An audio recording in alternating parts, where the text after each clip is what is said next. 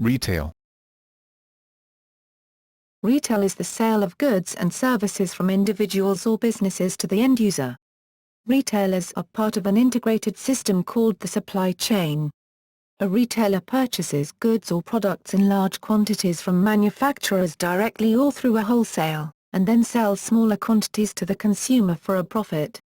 Retailing can be done in either fixed locations like stores or markets, door-to-door or by delivery. In the 2000s, an increasing amount of retailing is done using online websites, electronic payment, and then delivered via a courier or via other services. Retailing includes subordinated services, such as delivery. The term retailer is also applied where a service provider services the needs of a large number of individuals, such as for the public. Shops may be on residential streets, streets with few or no houses, or in a shopping mall. Shopping streets may be for pedestrians only. Sometimes a shopping street has a partial or full roof to protect customers from precipitation. Online retailing, a type of electronic commerce used for business-to-consumer, B2C, transactions and mail order, are forms of non-shop retailing. Shopping generally refers to the act of buying products. Sometimes this is done to obtain necessities such as food and clothing. Sometimes it is done as a recreational activity. Recreational shopping often involves window shopping, just looking, not buying, and browsing, and does not always result in a purchase. Etymology.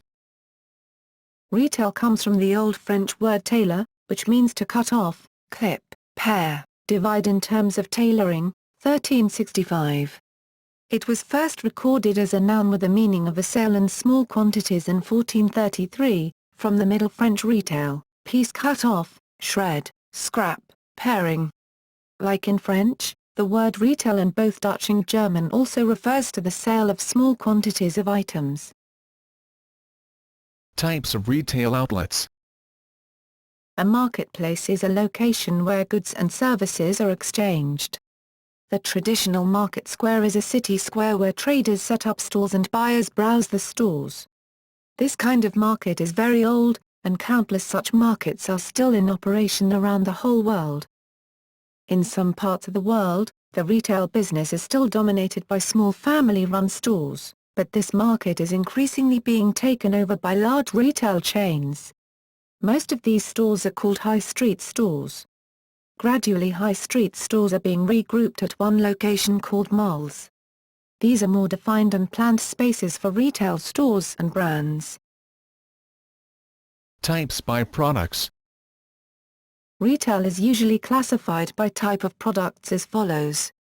Food products typically require cold storage facilities, hard goods or durable goods, hardline retailers, appliances, electronics, furniture, sporting goods, etc. Goods that do not quickly wear out and provide utility over time, soft goods or consumables, clothing, apparel, and other fabrics. Goods that are consumed after one use or have a limited period, typically under 3 years, in which you may use them. Types by marketing strategy. There are the following types of retailers by marketing strategy. Department stores are very large stores offering a huge assortment of soft and hard goods. Often bear a resemblance to a collection of specialty stores. A retailer of such store carries variety of categories and has broad assortment at average price. They offer considerable customer service. Discount stores tend to offer a wide array of products and services, but they compete mainly on price, offers extensive assortment of merchandise at affordable and cut-rate prices. Normally, retailers sell less fashion-oriented brands. Warehouses that offer low cost, often high-quantity goods piled on pallets or steel shelves. Warehouse clubs charge a membership fee. Variety stores offer extremely low-cost goods, with limited selection. Retailers that aim at one particular segment, for example, high-end retailers focusing on wealthy individuals. A small retail outlet owned and operated by an individual or family. Focuses on a relatively limited and selective set of products. A specialty, specialty, store has a narrow marketing focus, either specializing on specific merchandise, such as toys, shoes, or clothing, or on a target audience, such as children, tourists, or oversized women. Size of store varies. Some specialty stores might be retail giants such as Toys R Us, Foot Locker, and The Body Shop, while others might be small, individual shops such as Nutters of Savile Row. Such stores, regardless of size, tend to have a greater depth of the specialist stock than general stores, and generally offer specialist product knowledge valued by the consumer. Pricing is usually not the priority when consumers are deciding upon a specialty store. Factors such as branding image, selection choice, and purchasing assistance are seen as important. They differ from department stores and supermarkets which carry a wide range of merchandise. Boutique or concept stores are similar to specialty stores. Concept stores are very small in size, and only ever stock one brand. They are run by the brand that controls them. An example of brand that distributes largely through their own widely distributed concept stores is L'Occitane en Provence. The limited size and offering of L'Occitane stores are too small to be considered a specialty store proper. A general store is a rural store that supplies the main needs for the local community. A convenience store provides limited amount of merchandise at more than average prices with a speedy checkout. This store is ideal for emergency and immediate purchases as it often works with extended hours, stocking every day. Provides variety and huge volumes of exclusive merchandise at low margins. The operating cost is comparatively less than other retail formats. A supermarket is a self-service store consisting mainly of grocery and limited products on non-food items. They may adopt a high-low or an EDLP strategy for pricing. The supermarkets can be anywhere between 20,000 and 40,000 square feet, 3,700 m2. Example, SPAR Supermarket.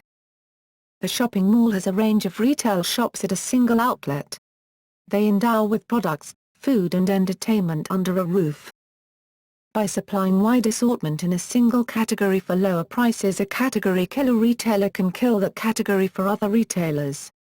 For few categories, such as electronics, the products are displayed at the center of the store and salesperson will be available to address customer queries and give suggestions when required. Other retail format stores are forced to reduce the prices if a category specialist retail store is present in the vicinity. The customer can shop and order through the internet and their merchandise is dropped at the customer's doorstep or an e-tailer. Here the retailers use drop shipping technique. They accept the payment for the product but the customer receives the product directly from the manufacturer or a wholesaler. This format is ideal for customers who do not want to travel to retail stores and are interested in home shopping. However, it is important for the customer to be wary about defective products and non-secure credit card transaction. Examples include Amazon.com, Pennyful, and eBay.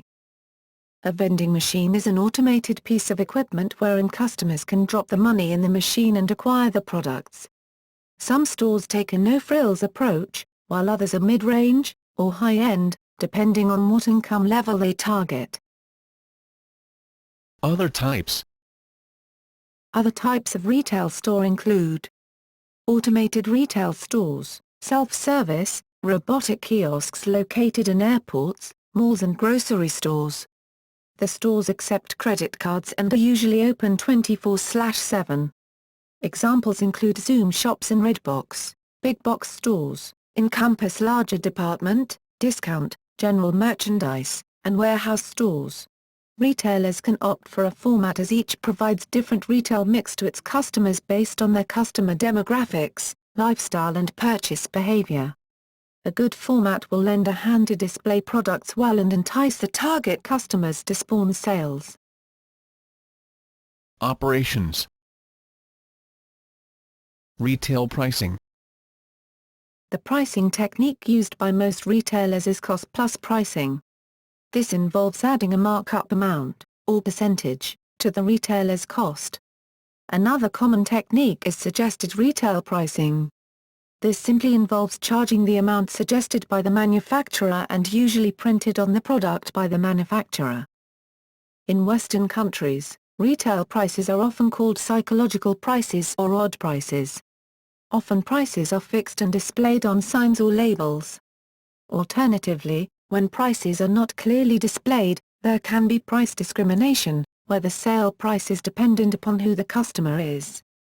For example, a customer may have to pay more if the seller determines that he or she is willing and/or able to. Another example would be the practice of discounting for youths, students, or senior citizens. Staffing. Because patronage at a retail outlet varies, flexibility in scheduling is desirable. Employee scheduling software is sold, which, using known patterns of customer patronage, more or less reliably predicts the need for staffing for various functions at times of the year, day of the month or week, and time of day. Usually needs vary widely.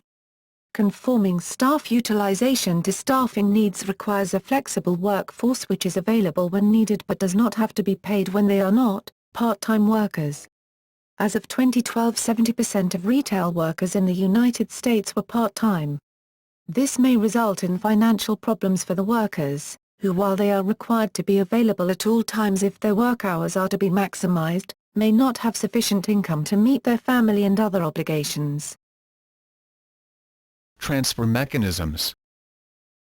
There are several ways in which consumers can receive goods from a retailer. Counter service, where goods are out of reach of buyers and must be obtained from the seller. This type of retail is common for small expensive items, for example jewelry, and controlled items like medicine and liquor. It was common before the 1900s in the United States and is more common in certain countries like India. Delivery, where goods are shipped directly to consumers' homes or workplaces. Mail order from a printed catalogue was invented in 1744 and was common in the late 19th and early 20th centuries. Ordering by telephone was common in the 20th century either from a catalogue, newspaper, television advertisement or a local restaurant menu, for immediate service, especially for pizza delivery, remaining in common use for food orders.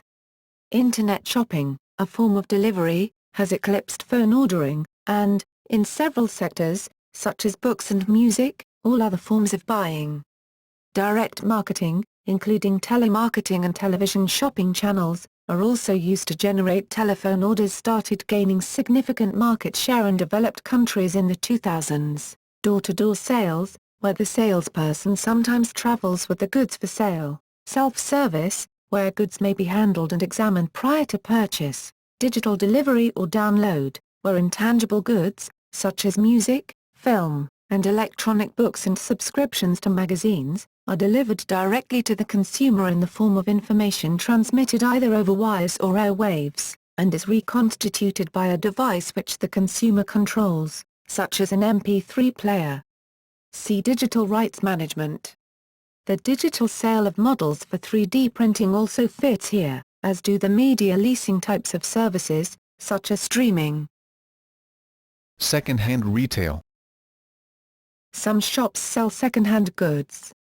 In the case of a non-profit shop, the public donates goods to the shop to be sold. In giveaway shops, goods can be taken for free. Another form is the pawn shop, in which goods are sold that were used as collateral for loans. There are also consignment shops, which are where a person can place an item in a store and if it sells, the person gives the shop owner a percentage of the sale price. The advantage of selling an item this way is that the established shop gives the item exposure to more potential buyers. Challenges. To achieve and maintain a foothold in an existing market, a prospective retail establishment must overcome the following hurdles. Regulatory barriers including restrictions on real estate purchases, especially as imposed by local governments and against big-box chain retailers. Restrictions on foreign investment in retailers, in terms of both absolute amount of financing provided and percentage share of voting stock, for example, common stock, purchased. Restrictions on real estate purchases, especially as imposed by local governments and against big-box chain retailers. Restrictions on foreign investment in retailers, in terms of both absolute amount of financing provided and percentage share of voting stock, for example, common stock, purchased. Unfavorable taxation structures, especially those designed to penalize or keep out big-box retailers, see regulatory above. Absence of developed supply chain and integrated IT management. High competitiveness among existing market participants and resulting low profit margins, caused in part by constant advances in product design resulting in constant threat of product obsolescence and price declines for existing inventory, and constant advances in product design resulting in constant threat of product obsolescence and price declines for existing inventory, and lack of properly educated and/or trained workforce, often including management, caused in part by lack of educational infrastructure enabling prospective market entrants to respond to the above challenges, lack of educational infrastructure enabling prospective market entrants to respond to the above challenges. Sales techniques. Behind the scenes at retail, there is another factor at work. Corporations and independent store owners alike are always trying to get the edge on their competitors. One way to do this is to hire a merchandising solutions company to design custom store displays that will attract more customers in a certain demographic. The nation's largest retailers spend millions every year on in-store marketing programs that correspond to seasonal and promotional changes. As products change, so will a retail landscape. Retailers can also use facing techniques to create the look of a perfectly stocked store, even when it is not. A destination store is one that customers will initiate a trip specifically to visit, sometimes over a large area. These stores are often used to anchor a shopping mall or plaza, generating foot traffic, which is capitalized upon by smaller retailers. Customer service. Customer service is the sum of acts and elements that allow consumers to receive what they need or desire from your retail establishment. It is important for a sales associate to greet the customer and make himself available to help the customer find whatever he needs.